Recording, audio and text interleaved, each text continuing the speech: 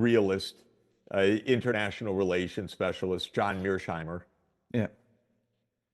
Not only do he and I totally agree, he's been saying this so clearly, vividly, and correctly, and powerfully since 2014 that we're completely aligned. So this is not about realism versus not realism. John Mearsheimer thought this was a losing proposition, that the United States would end up wrecking Ukraine. He said in 2015, we are leading Ukraine down the primrose path. Ukraine will be destroyed by this. And the reason he and I feel this way is that for the United States, this is a great power game, as you described it. For Russia, this is an existential threat. Now, if you take two superpowers, and for one it's a game, and the other it's an existential threat, how's that going to come out in the end? The one that regards it as an existential threat is going to prevail in the end. And the reason is something that Barack Obama rightly said in 2015 when he didn't want to get more deeply into this. He said Russia has escalatory dominance.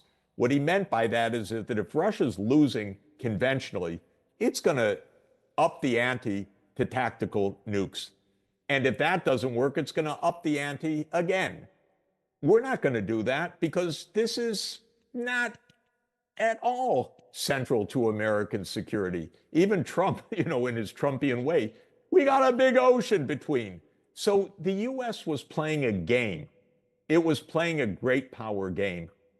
Russia was defending its core national security interests of not having the United States up against its border, missile systems up against its border, the CIA all over Ukraine, as, by the way, a recent interesting New York Times article detailed it, to be there to destabilize Russia. They don't want that. It's obvious. So what do I think? You have a country like Russia. It's got 1,600 deployed nuclear weapons. It's a sophisticated, powerful country.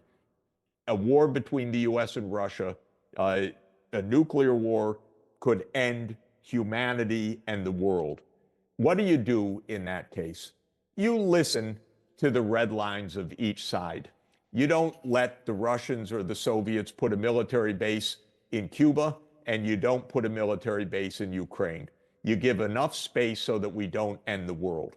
So that's realism to me. It is, yes, it's not playing a game. It's actually being deadly serious because this is not a game.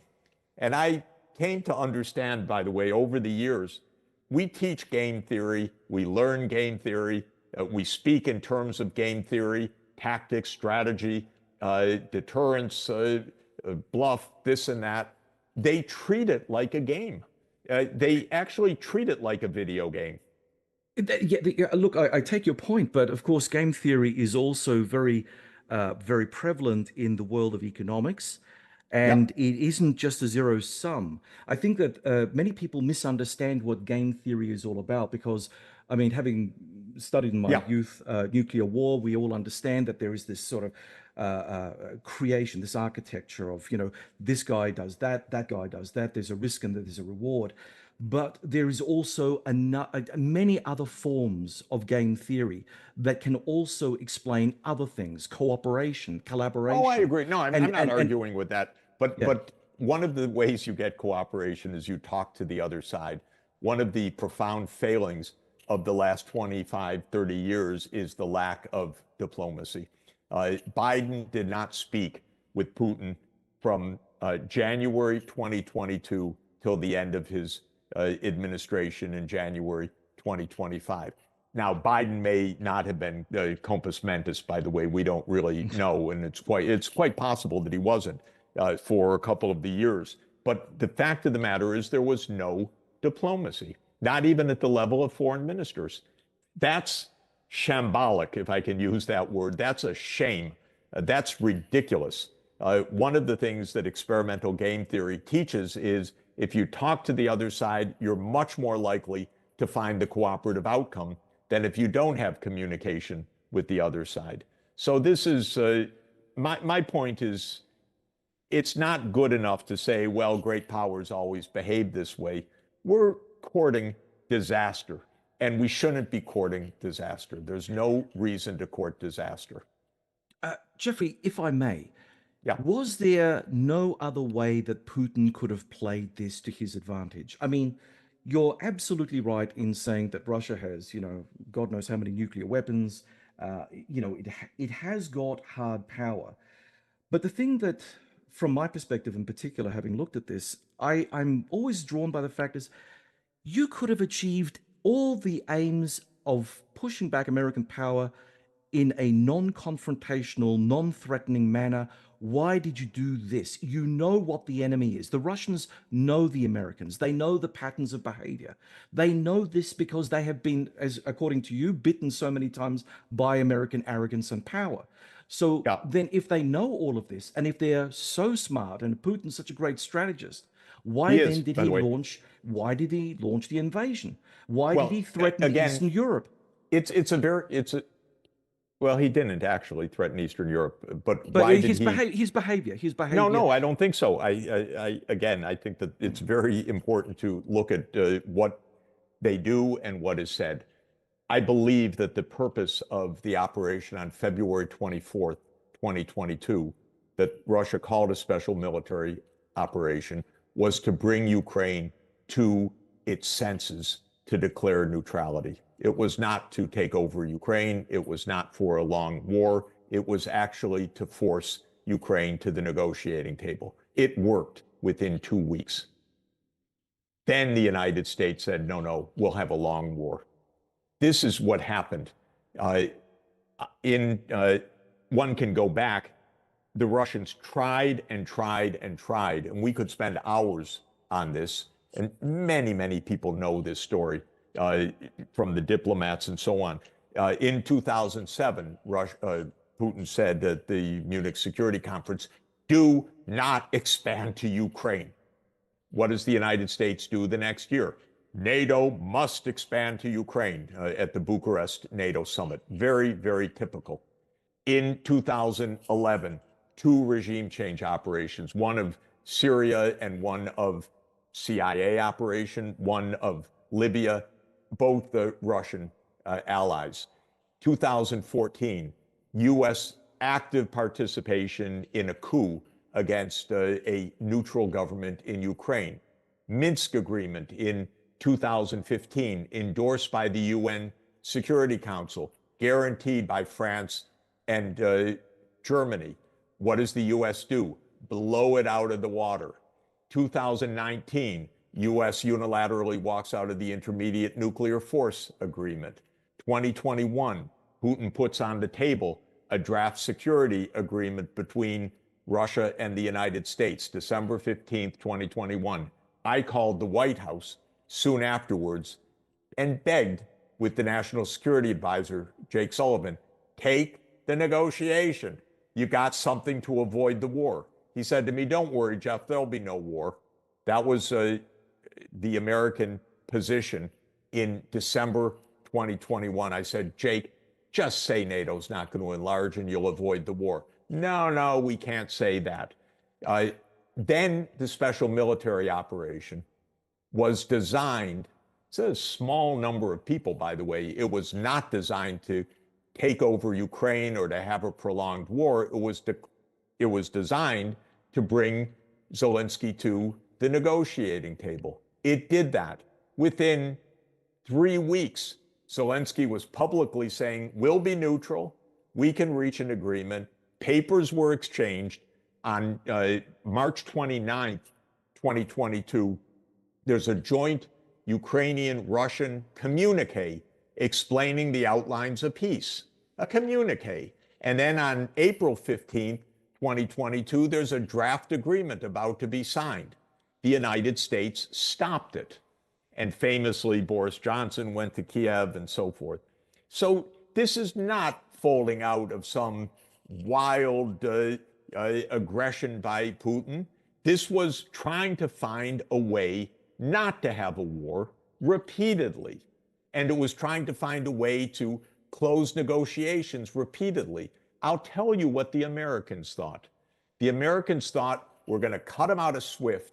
They actually called that the nuclear option, if you can imagine, the nuclear economic option. Stupid, by the way. They thought, okay, this is going to end the Russian economy. I can't tell you the incompetence repeatedly. This is not geniuses playing sophisticated games. This is incompetence. They thought that the HIMARS missile systems would do it.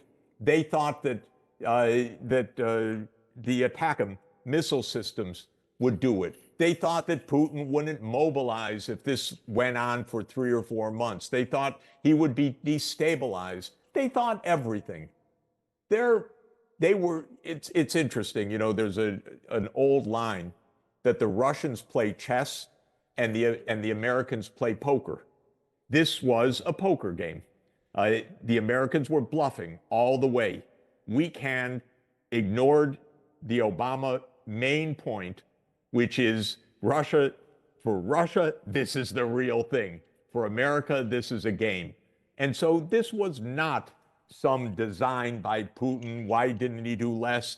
He did from 2007 to 2022, trying to avoid this war. That's the truth, actually. Of course, it's completely the opposite of our narrative, but our narrative ain't worth, I won't say it, but it is just nonsense. If you've watched this and lived through this and understand this, this is American arrogance, by the way. And honestly, and they want to test their weapon systems. Why is the U.S. drawing Australia into a conflict like this? Is this really necessary for Australia to break the bank to buy nuclear submarines, for heaven's sake?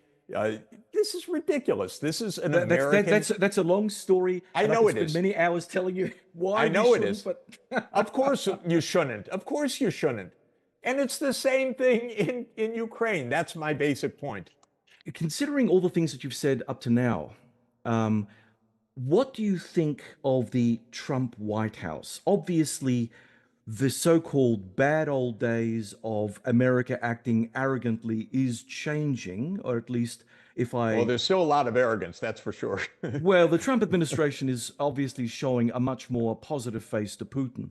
So I'm curious what your take on this is. Do you think that, you know, with people like Tulsi Gabbard and various other people, J.D. Vance maybe, you know, that these guys are going to be profoundly changing America's relation with Russia, with the idea that they're going to somehow strike a deal, not only for Ukraine, but as sort of a final deal on conventional war across Europe? I mean, is this even possible? And can please unpack. No, I think to be just a shorthand, Trump doesn't want to have a conflict with Russia because he doesn't see it as a fundamental issue. Russia's not going to invade Europe. Europe should have its own defense system. I don't know whether NATO will last another 10 years or not.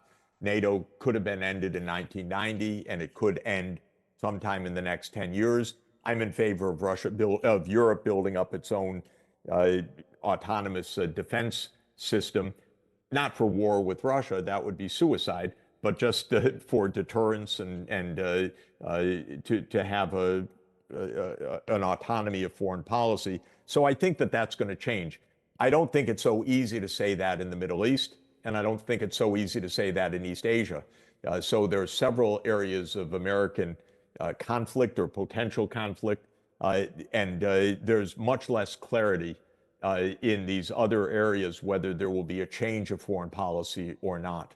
So I think we're still in early days. There are a lot of China hardliners in the administration. That is almost a consensus in Washington. I disagree with the consensus. I think it's absolutely, again, totally avoidable, any kind of conflict, and a conflict would be horrendous and should be avoided, certainly. In the Middle East, I think America is dominated by the Israel lobby and led to reckless and useless wars, and we're not over that yet, apparently. So Hmm. foreign policy is still in its uh, formative stages. But when it comes to Ukraine, I think the Ukraine war is going to end soon. Okay, just one final question, if I may. Given the documented war crimes committed by Russian forces, targeting civilians, summary executions, torture, rape, forced deportations, and the use of prohibited weapons, how can there be a stable and just peace in Ukraine without an internationally recognized or enforced restitution for these crimes? If Trump absolved Putin of any accountability, what does that signal to the world about the future of war crimes prosecutions and international law? And obviously, when we talk about this, if we had the time, we could also rope in what you thought about Netanyahu's war in Gaza and how that also plays out. But because you're on a time limit, we can't go down that. But hopefully, we'll be able to get you back and talk about that at some future date. Well, if there was a serious war crimes enforcement, just about every modern American president would be in the dock. That's Mm. all. We play a game pointing fingers, but we don't look at ourselves. And we need to look at ourselves. All the war crimes that America has committed over the years with impunity, with the millions dead, with the scorched earth, with Laos and Cambodia still a carpet of landmines. Come on, this is and with a real genocide underway in Gaza right now. Uh, this kind of talk doesn't really move me because it's not based on objective standards. It's based on that the other side is evil and we're good. And that is not the right starting point for this kind of discussion.